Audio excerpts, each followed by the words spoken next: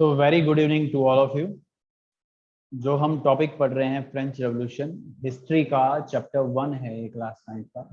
बहुत ही इंटरेस्टिंग और बहुत ही इंपॉर्टेंट चैप्टर है फ्रेंच रेवोल्यूशन। क्लास 10th में भी आपको इसकी झलक कुछ हद तक देखने को मिलेगी।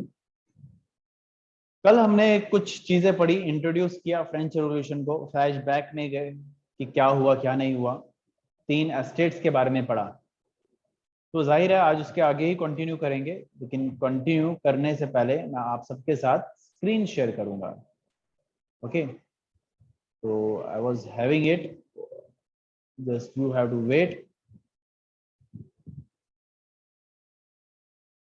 तो आप सबके साथ स्क्रीन शेयर करता हूं मैं, जो आज हम कंटिन्यू करेंगे। कल वापस कल का छोटा सा रिकैप ले ले, जो हमने 3 एस्टेट के बारे में पढ़ा। ये क्या था 3 एस्टेट और फ्रेंच सोसाइटी कैसे डिवाइडेड थी 3 क्लासेस में, जिनको एस्टेट के नाम से जाना जाता था। First estate, second estate and third estate. First estate में आते थे क्लर्जी, देख सकते हैं आप अपनी स्क्रीन पे। सेकंड एस्टेट में आता था नोबेल्टी, वो भी देख सकते हैं।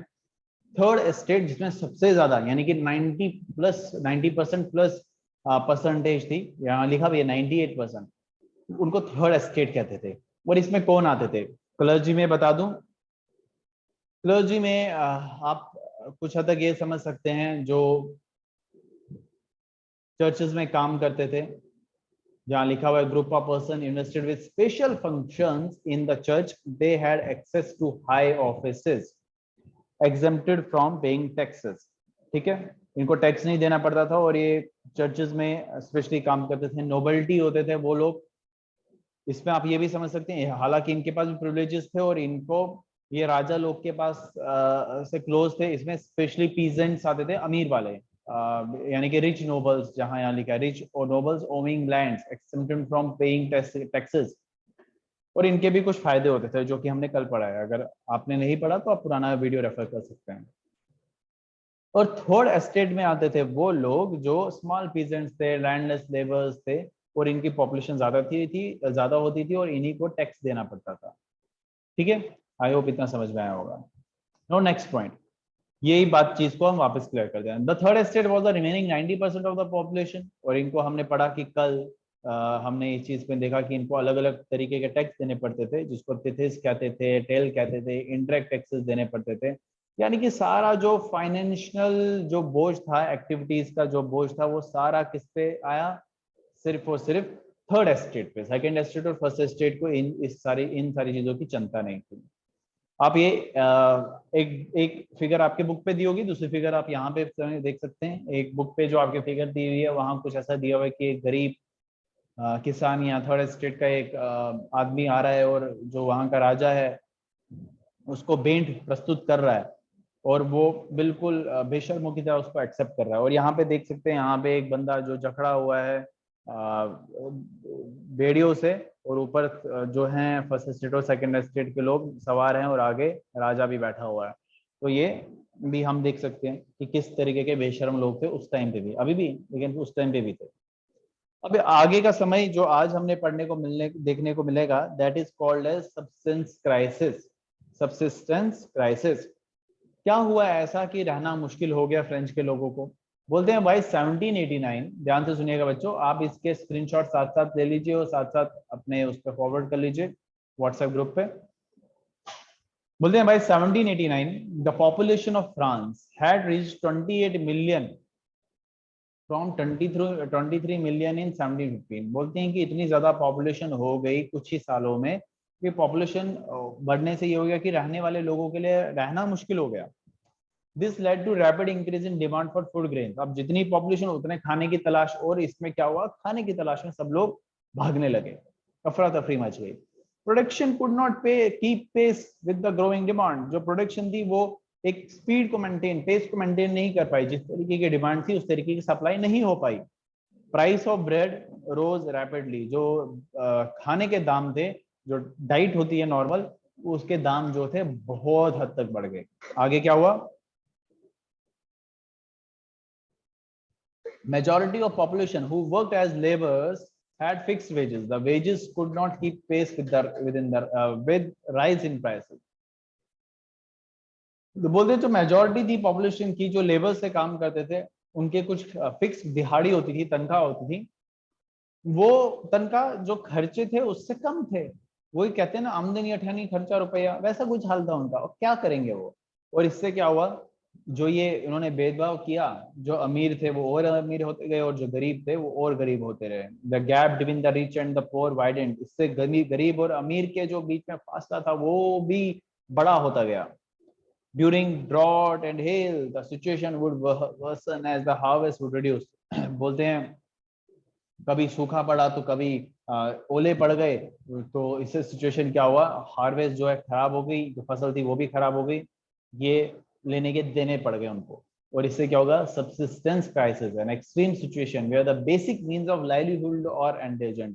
कि इतना सबसिस्टेंस क्राइसिस क्या होता है कि इतना रहना मुश्किल हो गया कि जो दिनचर्या के जरूरत चीजमंद चीजें हैं वो भी लेना खाना पाना बहुत मुश्किल हो गया। अब दिन की दिन कुछ लिमिटेड कैलोरीज आपको गेन करनी होती है, वो भी नहीं कर पाएंगे तो फिर क्या फायदा है, फिर क्या फायदा नौकरी करने का। अब आगे की बात देखते हैं थर्ड एस्टेट के बारे में। बोलते हैं अब जब इतना सब कुछ हो रहा था, मिडिल क्लास में थर्ड एस्टेट में मिडिल क्लास इमर्ज हुई। बोलते हैं 18th सेंचुरी जो था witness the emergence of social groups term that middle class. बोलते हैं कि एक ऐसी क्लास आई जिसको मिडिल क्लास के नाम से जाना गया, मिडिल क्लास। अब ये कौन थे, ये थर्ड एस्टेट के लोग थे। लेकिन थर्ड एस्टेट में कौन लोग थे, थर्ड एस्टेट में वो लोग थे बच्चे जो एजुकेटेड थे, जो पढ़ लिख चुके थे।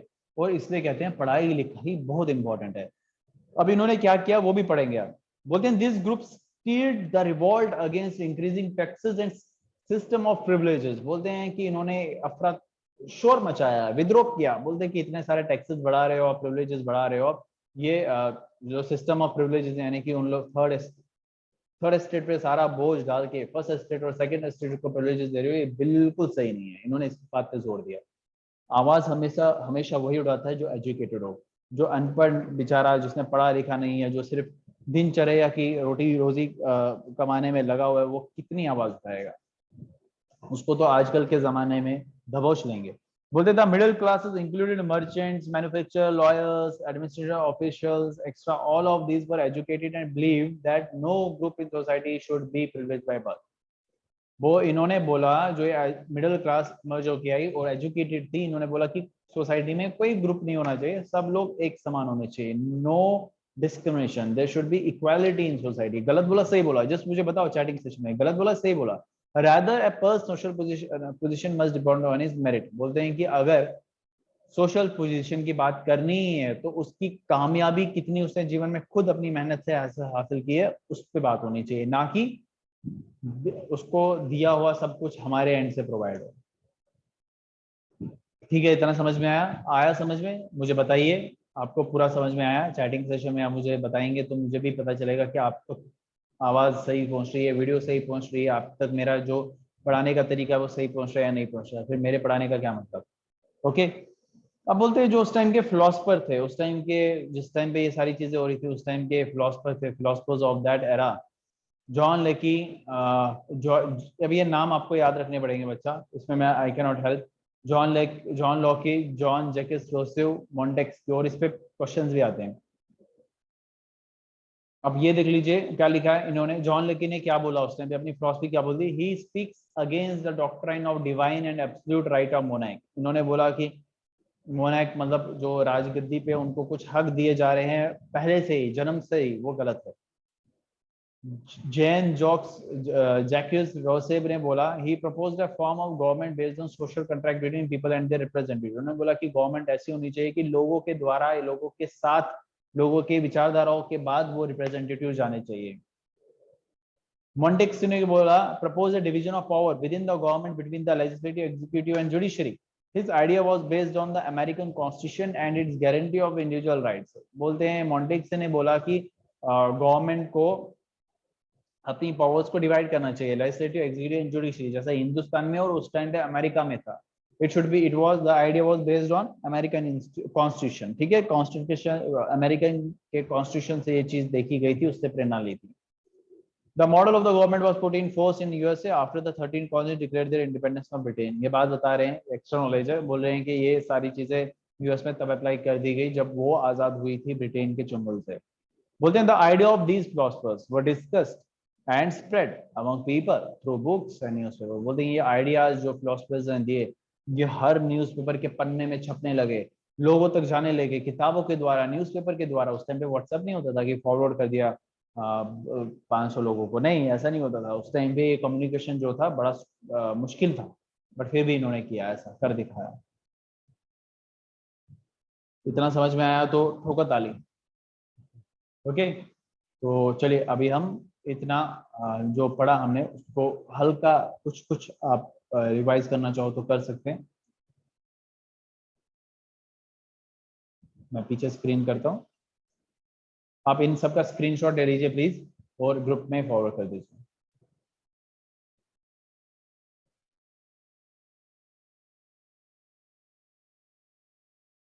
तो बच्चे आगे क्या देखने को मिलता है, that is called as outbreak of revolution. इसमें क्या होता है, अभी तक की हमने कहानी पढ़ ली जहां हमें ये सब देखने को मिला कि कैसे कुछ फिलोसफर्स ने अपनी विचारधाराएं सामने रखी और उन्होंने बोला प्रिविलेजेस को खत्म कर देना चाहिए, जिसमें अलग अलग नाम सामने आते हैं, क्वेश्चन भी आता है पेपरों में। हमने ये भी पढ़ा, सबसिस्टेंस क्राइसिस आए। अब हमें जो आगे देखने को मिलता है कुछ आगे और इंटरेस्टिंग हो जाता है, that is called as outbreak of revolution. Revolution कैसे शुरू हो जाता है उसकी थोड़ी बहुत झलक हमें आज देखने को मिलेगी। बोलते जो Louis 16 they had to increase taxes for reasons you have learned in the previous section. उनको टैक्सेस क्यों बढ़ाना पड़ा, वो भी कई हद तक अब मजबूर हो चुके थे क्योंकि उन्होंने वॉर लोन्स लिए थे, ये सब टैक्सेस तो अब पे करने ही थे। How do you think he could have gone how do you think he could have gone about doing this? In France of the old regime, the monarch did not have the power to impose taxes according to his will alone. Rather, he had to call a meeting of a state general, which would then pass his proposal for new taxes. The state general was a political body to which the three estates sent their representative. However, the monarch alone could decide when to call a meeting of this body. This limit, the last time it was done was in 1614. नहीं समझ में आया तो कोई बात नहीं, मैं बताता हूँ। बोलते हैं आप बताओ, फ्रांस में मोनाक यानी कि जो राजा था, उधर एक ऐसा रूल था अगर टैक्सेस बढ़ाने हैं तो टैक्सेस बढ़ाने के लिए तीनों स्टेट को बुलाना पड़ेगा, स्टेट जनरल्स को बुलाना पड़ेगा, जो स्टेट के जो जनरल है उनको बुलाना पड़ेगा, और उनकी अनुमति के बाद ये सारी चीजें हो सकती थी। जो यहाँ लिखा है ना, calling a meeting of state general which would then pass his proposal for new taxes. तो यानी कि इन्होंने पीछे भी बुलाई होगी, कब बुलाई वो 1614 में। अब the state general was a political body. State general को दी पॉलिटिकल बॉडी होती थी जो डिसीजन ऑफ कोर्स काफी हद तक लेती थी, लेकिन इनकी मीटिंग को बुलाने का हकदार जो था सिर्फ मोनाक के पास था। इसने बुलाई थी 1614 में, उसके बाद कभी बुलाई नहीं, क्योंकि वो चाहता ही नहीं था कि ये सब बुलाए, टैक्सेस आ रहे हैं तो आने दो।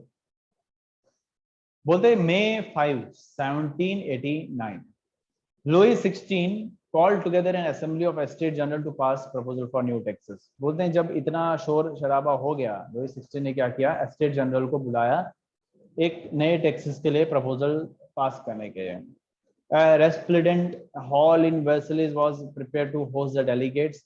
बोलते हैं कि एक हॉल में कैसे उनको होस्ट करना है ये सब बताया गया। बोलते हैं जो फर्स्ट एस्टेट और सेकंड एस्टेट के जो थे, उन्होंने दोनों ने 300 रिप्रेजेंटेटिव्स अपने भेजे, उनको भेजना पड़ता था 300 जिनको who were seated in rows facing each other। उनको कैसे बिठाया गया, एक इधर एक इधर, ठीक है, 300 लोग इस तरफ 300 लोग उस तरफ। द थर्ड एस्टेट, जो थर्ड एस्टेट थे, while the 600 members of the third estate had to stand at the back। जो थर्ड एस्टेट थे उनको पीछे बिठाया गया, ठीक है, यानी कि उनसे पहले से डिस्कशन शुरू हो गई थी। बोलते हैं the third estate was represented by its more prosper and educated member. Peasant, artist and women were denied entry to the assembly. बोलते हैं कि जो थर्ड एस्टेट में पढ़े लिखे लोग अंदर गए, उसमें आर्टिसंस, वुमेन को अंदर नहीं जाने दिया। However their grievances and demands were listed. लेकिन उनके जो ग्रीवेंसेस थे यानी कि जो कंप्लेंट थे या उनकी जो डिमांड्स थी वो 4000 पन्नों में रिप्रेजेंटेटिव यानी कि राजा तक रखी गई। रिप्रेजेंटेटिव यानी कि जो थर्ड स्टेट के रिप्रेजेंटेटिव थे उनके द्वारा। बोलते voting in estates general in the past had been conducted according to the principle that each estate had one vote. बोलते हैं कि जो पहले क्या रूल था एस्टेट जनरल का कि हर एक एस्टेट का एक एक वोट होगा। This time to Louis 16 was determined to continue the same practice. बोल देंगे इस टाइम भी लुई 16 ने बोला कि सेम प्रैक्टिस ही फॉलो करेंगे, लेकिन members of third estate demanded that voting now be conducted by assembly as a whole where each member would have one vote.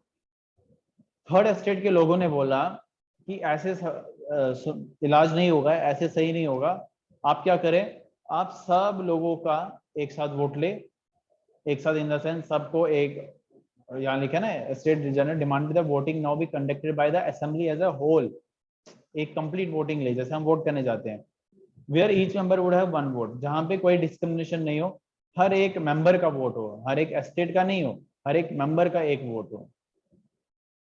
This was one of the democratic principles, और ये principal, ये जो philosophy थी, ये एक philosopher ने, Roseau ने रखी थी सोशल कॉन्ट्रैक्ट के बीच में। जब राजा ने सुना, उसने ये रिजेक्ट कर दिया, राजा ने ये प्रपोजल को रिजेक्ट कर दिया, और मेंबर ऑफ थर्ड एस्टेट ने बोला कि तुम्हारी ऐसी की तैसी, हम जा रहे हैं, हम यहाँ नहीं रुकेंगे। उन्होंने असेंबली को छोड़ दिया, क्या कर दिया, उन्होंने असेंबली को छोड़ दिया, और वहां से वो निकल गए।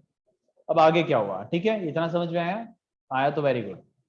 The representatives of the third estate viewed themselves as spokesperson for the whole French nation. बोलते हैं थर्ड एस्टेट वालों ने, जो थर्ड एस्टेट के रिप्रेजेंटेटिव्स थे, नॉट थर्ड एस्टेट के रिप्रेजेंटेटिव जो उन्हीं से बिलोंग करते हैं, उन्होंने बोला हम फ्रांस की अब आवाज है, हम बात करेंगे, काम करेंगे। वो 20 जून को असेंबल हुए, कहाँ पे, hall, in the hall of an indoor tennis court in the grounds of Versailles. बोलते हैं वर्सेलेस नाम की जगह थी, वहां इंडोर टेनिस कोर्ट था, वहां उसके हॉल में जमा हुआ है, और वहां पे अपनी इस असेंबली को नाम दिया नेशनल असेंबली, और कसम खाई जब तक वो कॉन्स्टिट्यूशन को ड्राफ्ट नहीं करेंगे फ्रांस के, तब तक हम चैन से नहीं बैठेंगे। ओके, और दे वर लेड बाय, इनको लीड करने के लिए अलग अलग लोग आए थे। मिराबियो जो एक नोबल फैमिली से बिलोंग करते थे, लेकिन but was convinced of the need to do away with the society, वो भी इस बात से एग्री करते थे जो थर्ड एस्टेट ने रखी थी। He brought out a general and delivered powerful speeches to the crowds assembled at Versailles. वो आए, असेंबली में आए, और लोगों को प्रेरित किया अपने कुछ शब्दों के साथ। और भी लोग थे, जैसे हमने नाम पढ़ा, एबेसेसिस, ये भी एक नाम थे, और ये भी एक प्रीस्ट थे, जो लेकिन इस बात से एग्री करते थे। ठीक है, what is the third estate? While the National Assembly was the, इन्होंने ये एक पैम्पलेट लिखा था, एक्चुअली डोंट गेट कंफ्यूज, एबेसेसिस ने एक पैम्पलेट लिखा था, उसमें भी अपने जो विचारधारा थी व्यक्त की थी, ये भी एग्री करते थे कि डिस्क्रिमिनेशन नहीं होना चाहिए।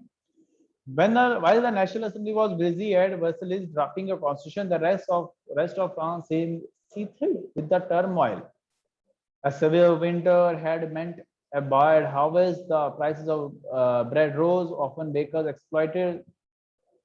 बोलते हैं जिस दौरान नेशनल असेंबली में कॉन्स्टिट्यूशन बन रहा था, ड्राफ्ट कर रहे थे, वो लोग बना रहे थे, उस तरफ दूसरी तरफ फ्रांस जो था, अफरा तफरी मची हुई थी, हर तरीके से दिवाला निकल चुका था फ्रांस का। लोगों के पास फसल नहीं थी, बहुत फसल खराब हो चुकी थी, दाम बढ़ चुके थे खाने के, लड़ाइयाँ होती थी दुकानों पे, इतनी इतनी लंबी लाइन होती थी। बोलते थे after spending hours in long Q at the bakery, crowds of angry women stormed in shops. बोलते हैं कि इतने लाइन में लंबे घंटों रुकना पड़ता था, और लड़ाई झगड़े हो जाते थे, औरतों में भी लड़ाई झगड़े हो जाते थे, और जबरदस्ती दुकान में घुस जाते थे। उसी दौरान किंग ने ऑर्डर किया ट्रूप को, यानी कि अपनी सेना को, पेरिस में जाने के लिए। बोलते हैं on 14 July the agitated crowd stormed and destroyed the Bastille.